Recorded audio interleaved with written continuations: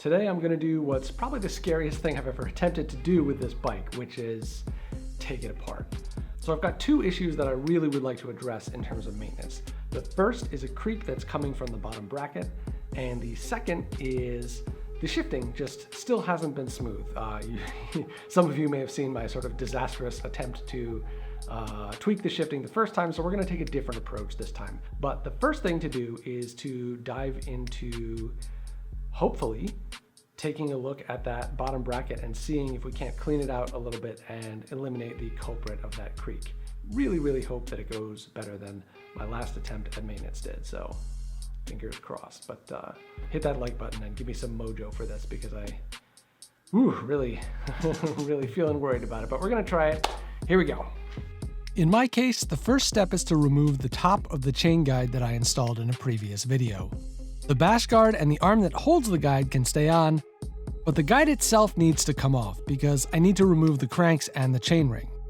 Next, I'm going to remove the tension on the chain, and as I fumble around here, this is probably a good time to mention that this isn't really a tutorial. It's just what I did. I'm a beginner and I don't always know what I'm doing, so don't blame me if you try this and your bike explodes.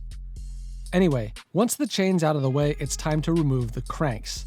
The Jeffsy comes with a beefy hex wrench for exactly this purpose. It might make sense to take your pedals off so you can spin the wrench the whole way around, but I didn't do that. When it's loose enough, the drive side crank and the chainring will come right off, and the other side just slides right out. To remove the Jeffsy Base's press fit bottom bracket, I used Park Tools RT1. Basically, you slide it in until those inside edges catch on the inside of the press fit cup, and then you bang on the other end of the tool with a hammer and pop it out.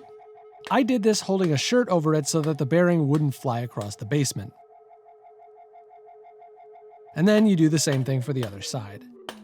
Pro tip for you parents out there, maybe don't do this part right after your 5-year-old has gone to sleep directly above you. With the bottom bracket removed, you can see there was plenty of grime in there to clean out.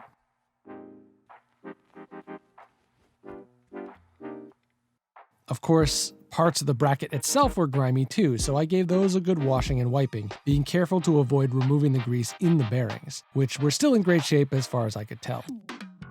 Once it was all clean, I added some anti-seize compound around the outside and reinserted it with a press tool. Using a primer and retaining compound would probably have been better, but I didn't have either of those things, and Park Tools' website specifically mentions anti-seize as one option for inserting a press fit bottom bracket. And then I just used the press tool to press it in.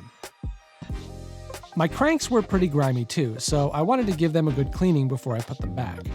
I removed the chainring and gave everything a solid washing and greasing before reassembling it.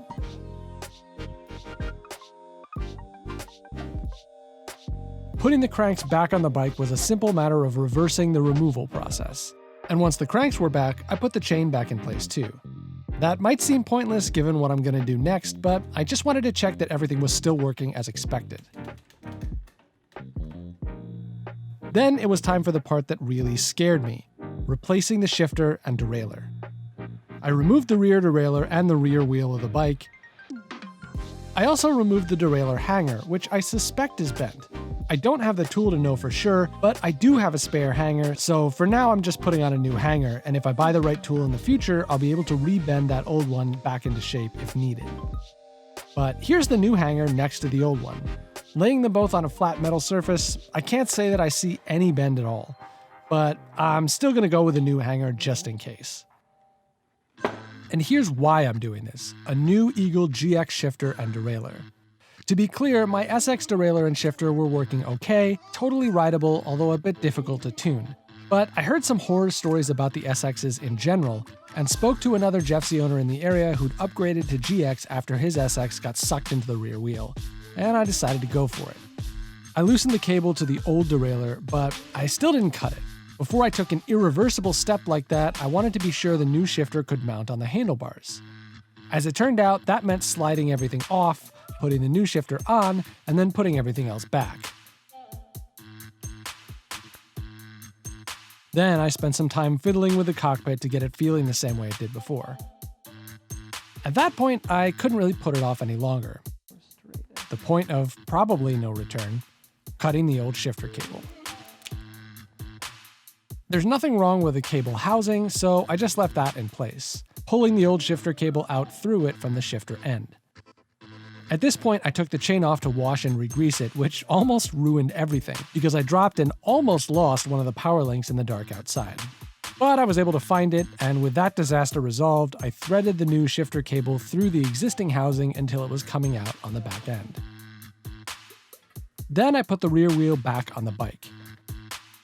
I hung the new derailleur, making sure that this tab was resting on this ledge of the derailleur hanger.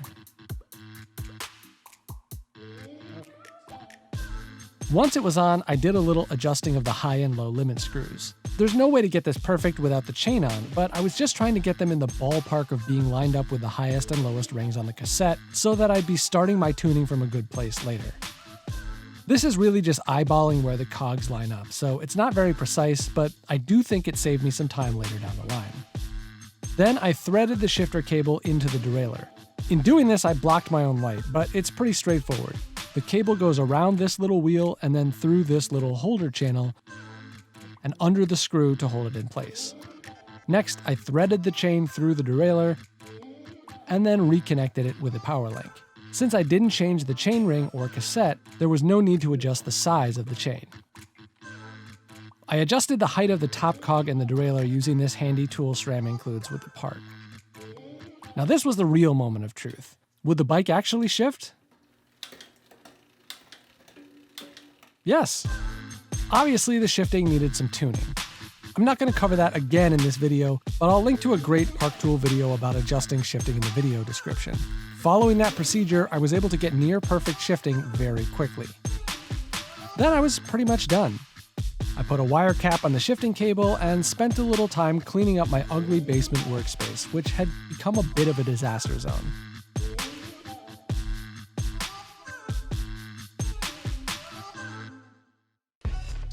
But of course, the real test would be out on the trail, and out there, I'd say I scored about a 50%. The bike shifts great, but my bottom bracket cleaning definitely did not fix the creaking issues. I'm not sure whether I'll try this again myself with a retaining compound, take it to a professional, or maybe try to replace it with a more solid bottom bracket. But even though that fix didn't go as well as I'd hoped, I'm still pretty happy with how this turned out.